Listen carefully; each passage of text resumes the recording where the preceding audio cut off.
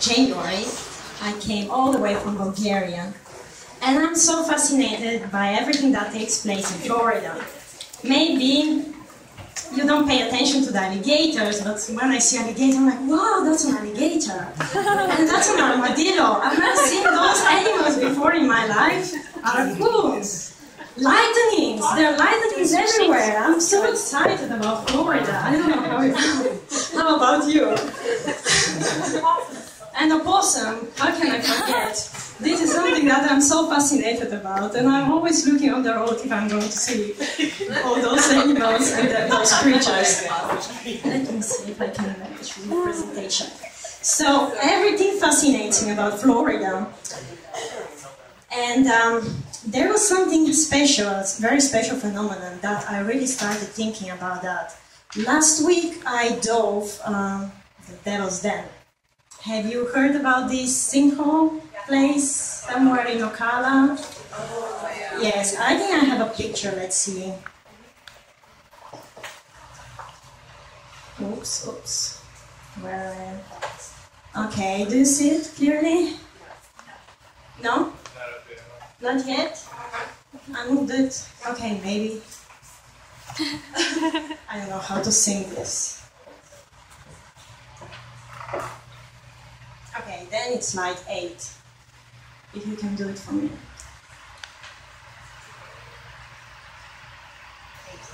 Do you see that? Yeah, you passed it.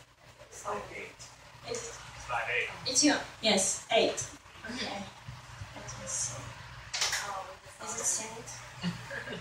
Wow, my God, that looks cool. And it's beautiful, no? Wow. Over there it's me.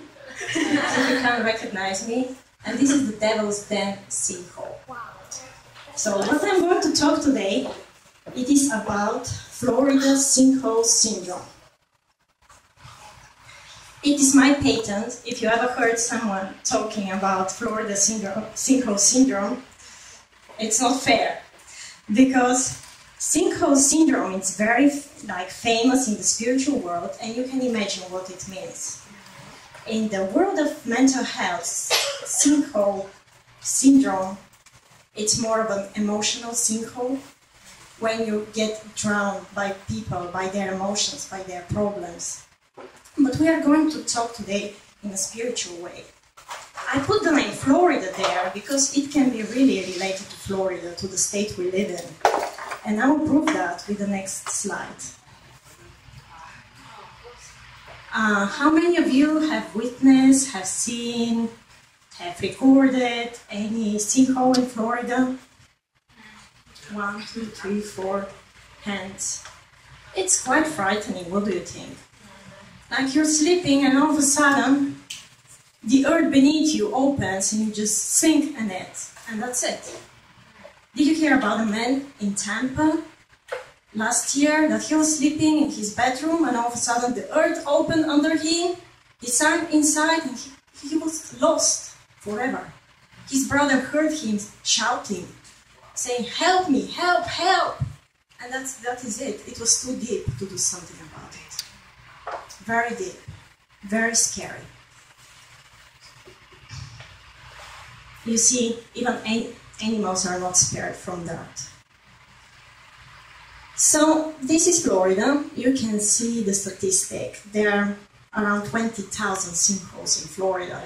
It's like as if we are living in a house that has a bomb under it all the time, and we never know what time it's going to explode. You see all the sinkholes in Florida that are marked in blue, and you see the map in colors. The most probable places for sinkholes are the yellow ones, followed by the blue, no, green, and then blue.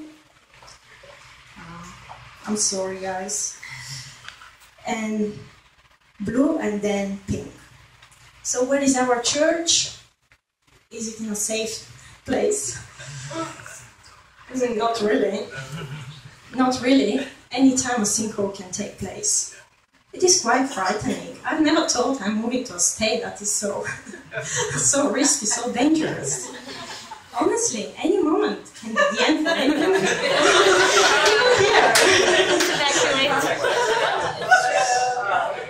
Yes, quite scary. So you see, this is all United States, and you can see the hazard score. The red is the worst color you can see on the map. So scientists, they believe the further away from the water, the better. Like less stress. Yes, you can see Florida, some parts of Louisiana, and California. It's quite scary. And what is very interesting, let's go to the definition of a sinkhole. I really cannot read it. Can someone else read it for me? Oh, it's over there. Okay. So sinkholes occur when the underground stream drains away during season of a drought, and causing the ground at the surface to lose its underlying support. What is the stone in Florida? Limestone.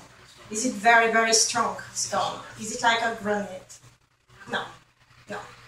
So God says, beware to build your houses on the rock. It doesn't say on the sand, on the clay, but most of the land here it's like limestone. So subterranean water currents had carved out the great underground hollows, seriously weakening the load-bearing ability of the land surface above. So eventually the caverns reached a size where the surface couldn't support the weight of the homes built on it. Florida has a problem with sinkholes because the limestone that lies beneath the Earth's surface slowly is being dissolved by acid rains. Very sad. Does it rain here? It rains all the time. No wonder. When enough limestone is eaten away, the void simply collapses under the weight of an inadequate foundation now incapable of providing support. So sad. And it's like suddenly everything simply caves in, leaving people with the frightening idea that they cannot trust even the earth they're walking on. It's very, very scary. We cannot even trust anything. Can we trust ourselves? Can we trust our own body? I can wake up in the morning and I might have leukemia, or I might have something, a disease that I'm not even aware of. I cannot trust anything on this earth. Nothing. Okay. So this is how a sinkhole gets formed. This is the house on the clay and the sand, and the sand, until one moment that it cannot ever bear the weight. My house, the house that I was brought in, disappeared in a sinkhole. And it's a very, very sad moment to see the place that you were brought up.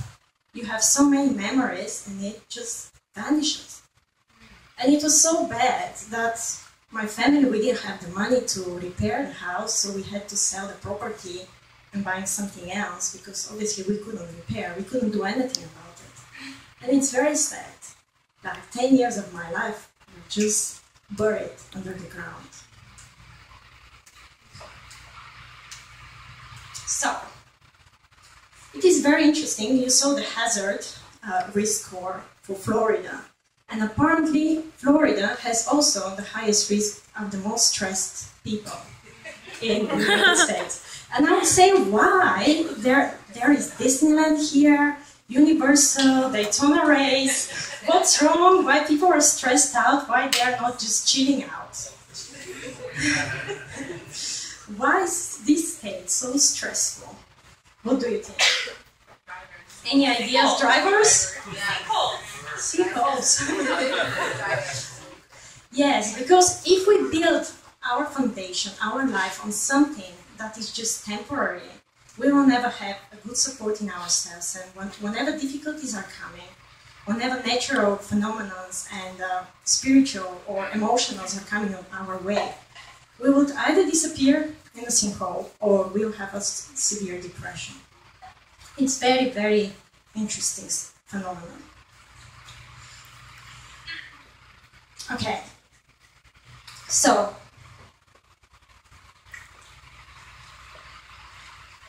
it is very sad when we see all those pictures about sinkholes. Do you think that people are prevented for never getting into sinkhole, into emotional sinkhole, spiritual sinkhole.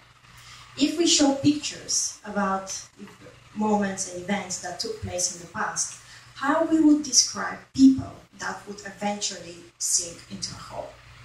Maybe we'll say people that have drugs, people that drink alcohol. I would surprise you because I believe that people that get into sinkholes are actually the most successful people in our eyes. We see people building and building and building and building career and degrees and ambitions and achieving great things, but underneath is hollow, underneath is empty. There is no solid base. And because it's not up to me to judge who is going to not sink into the hole, that's why I didn't put pictures of people that might get into sinkholes. But this can be me.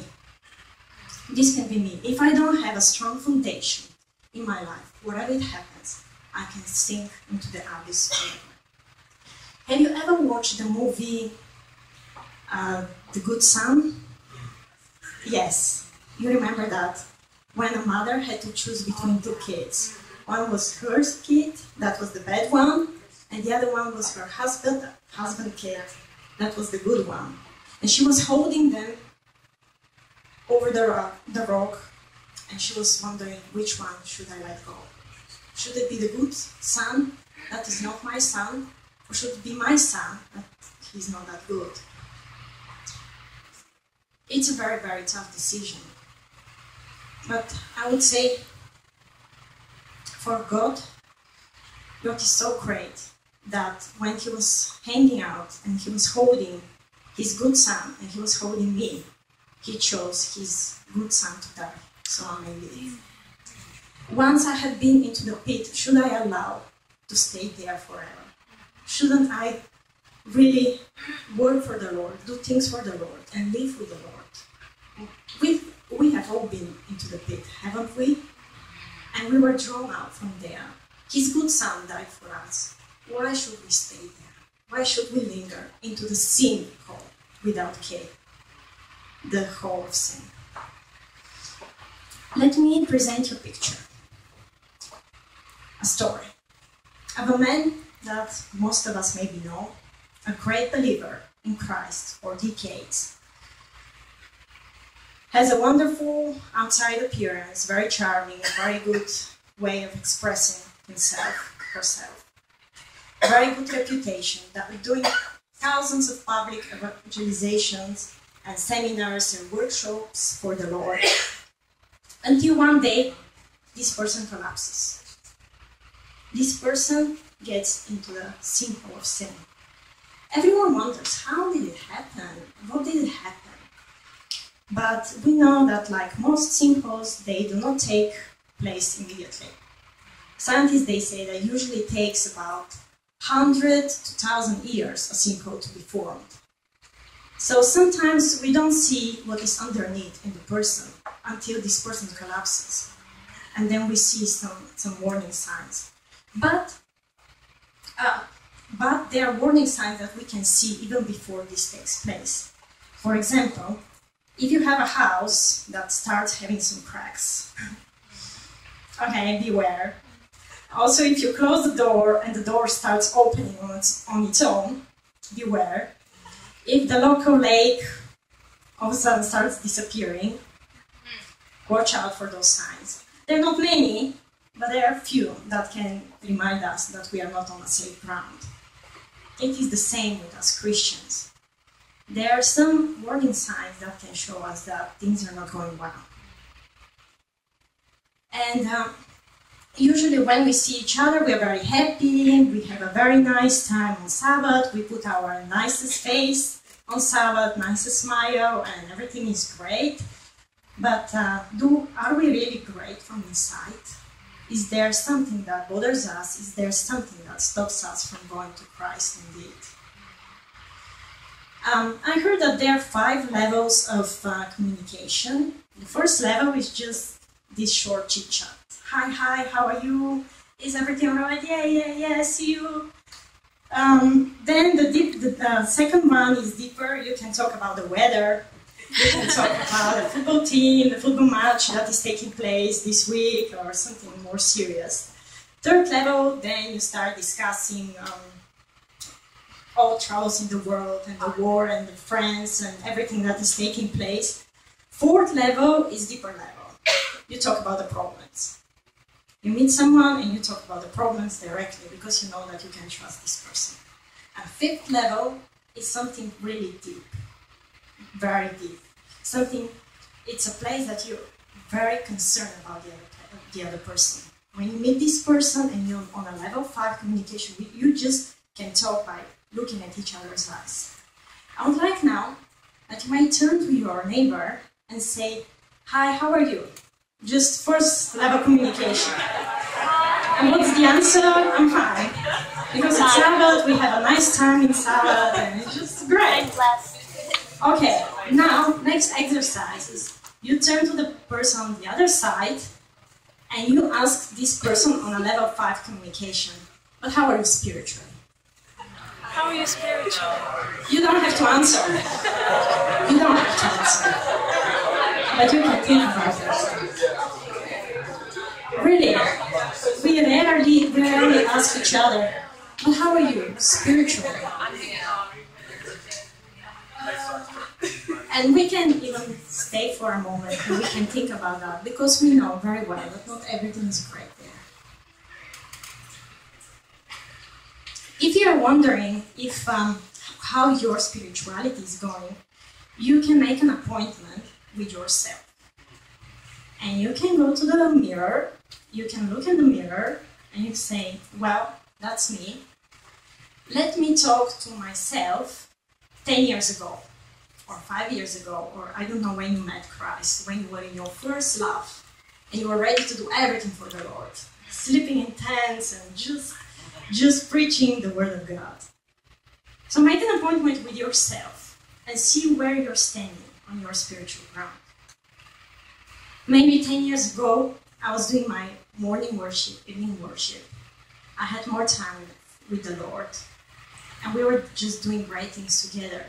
But then so many troubles came, and my work is so exhausting, and my family is so demanding, and everyone around me asked for attention, and I don't have the time. Why can I make the time? I can't even sleep enough in order to have this decent, serious relationship with the Lord. Maybe we excuse ourselves, especially older ones, that, "Oh well, I've read all the books, I've read the Bible 1,000 times, and the Spirit of Prophecy, I've read all the books, and I know I don't have to do morning worship, evening worship, I don't have to spend time, because I know those things, and at the end of the day, I do many things for the Lord, I do many evangelizations, I feed the homeless," don't take me wrong, that's great, but just it is in general. But do I really have a foundation that when the times of tribulation and problems are coming, is my support going to stand? This is something you can do for yourself. You can just make an appointment with yourself when you were in your first love. And you can see if you're growing spiritually or not. And if you're not, there is a remedy. You can work on that. Because there is nothing more important. I'm asking you, if a house collapses, does it matter if the house costs $500 or $5 million? Does it matter? If a person gets into a sinkhole, does it matter if the person has a PhD in something? No. Does it matter if the person wears Armani or, I don't know, Gucci, or just name it? No. Does it matter anything that is from our outside world, outer world? No. What it really matters is our inside man. And this is why all the apostles and everyone from the Bible is warning us. This is the most important thing. And Ephesians Paul said, please, strengthen the inner man. This is what is going to remain. One day, when we appear to the Lord, the most important thing will be how much you know my son. How much you know the good son. How much? Oh, the Lord, I've done so many things. I didn't have time to read the Bible, and I didn't have time for personal ministry to myself. I just was busy with so many meetings and evangelical mission trips and things like that. I didn't have time for that, but I was doing your will. What is God going to answer? Depart from me, I do not know you. You're not my friend. You've done many things, maybe for vainglory, or maybe you had a very good intention, but you did not build on a solid base. You did not build a strong relationship with me. And this is very scary, and at the same time, it's very encouraging, because it doesn't matter of your race, color, it doesn't matter your status, economical, you can still have an access to heaven if you just build a strong foundation with the Lord. Nothing can I envy more, and I'm very honest with you when I see someone having such a strong relationship with the Lord. Last week, no, 2 weeks ago, I told everyone about it. I had a patient, 300 pounds, heavy patient. And I was just thinking in my mind, how am I going to turn this patient? And I was so upset and angry in myself. No help and all that. This patient, all night long, I forgot to say, he had both his legs amputated, and he was such a severe diabetic that they started even cutting his arm. One finger, another finger, and they were about to amputate his arm. This patient did not sing all night praises for the Lord.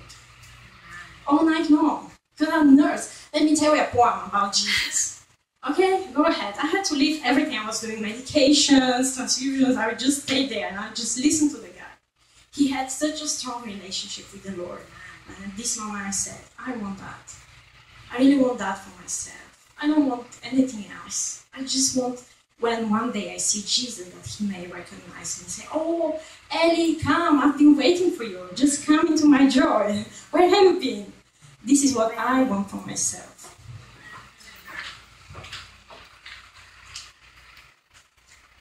So, if we are concerned about our foundation with the Lord, we can do something about it, and we can strengthen each other.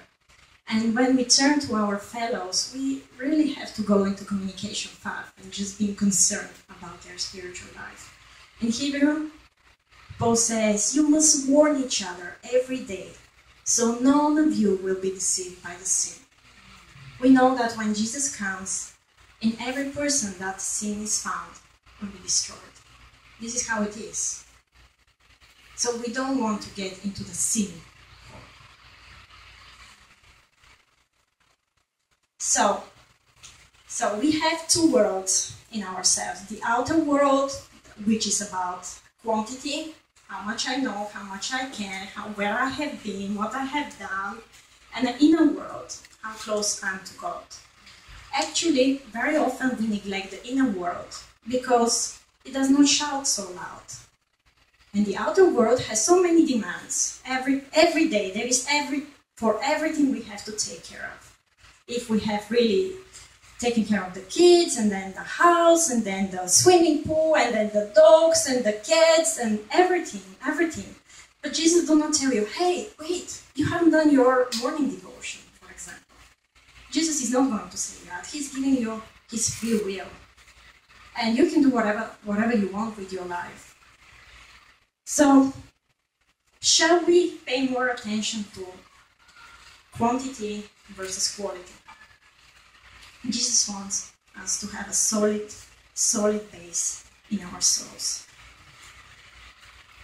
Have you heard about great people that have really been building their houses thinking that, or their lives thinking that once they have all the fame, they'll have all the money, and they'll have everything in life, and they'll just be happy and happy. And once they're reached to this point, they're so miserable and so unhappy. There's something missing there. Why? Because they never came in touch with their own reality, their own selves, and they've never built on a solid rock. Like in one day, everything collapses. We've heard about so many Hollywood stars that have done great things, that all the world admired them, and everyone's like, wow, I want to be like this person. And then they're so empty from inside, because there is no solid base there. There is nothing. And mind you, we will never be happy if we don't have Christ. And when you build something on not Christ, you will never be happy. And I can't explain that in a better way than what Oscar Wilde had said. You know who is Oscar Wilde. He's a great poet and a writer. Let me read what he says. And so assume that he's a person that he really reached the top. He said like that: the gods had given me almost everything, but I let myself be lured into long spells of senseless and sensual ease. I amused myself with being a dandy, a man of fashion. I surrounded myself with the similar natures and a meaner mind. I became the spendthrift of my own genius, and to waste an eternal youth gave me a curious joy. Tired of being on the heights, I deliberately went to the depths in the search for new sensations. So he has been on the top, and he said, well, what's the point? I don't see anything so exciting here. So let's go to the depths. Maybe there I can find something more cheerful. What the paradox was to me in the sphere of thought, perversity became to me in the sphere of passion. Desire, at the end, was a malady, madness, or both. I grew careless of the lives of others. I took pleasures when it pleased me and passed on. I forgot that every little action of the common day makes or unmakes character, and that therefore what one has done, listen to that, in the secret chamber, one has someday to cry aloud on the housetop. What's from inside, even though it's hidden and nobody knows it. I ceased to be lord over myself. This is what he says. I was no longer the captain of my soul, and did not know it. I allowed pleasure to dominate me. I ended in horrible disgrace. There is only one thing for me now: absolute humility. A man that reached the top fell into the disgrace, and realizing that nothing is so meaningful to him. It has never been that people have so many means to live and so less meaning in life to live for. The richest people in the world are living now. And they have means for everything, but do they have a meaning to live for? What we would say. Have you read the book of Jack London, Martin Eden? Okay, Jack London is an American writer. Okay, I will tell you in a few words. Jack London was a very poor guy. He always wondered if one day he can become a very famous writer, and that he will get into the high society of very smart people, very intelligent people, that they will be able to talk about the world and everything. And he was so fascinated about that. And he was working very, very hard, and he liked one woman. He really wanted to get her heart. But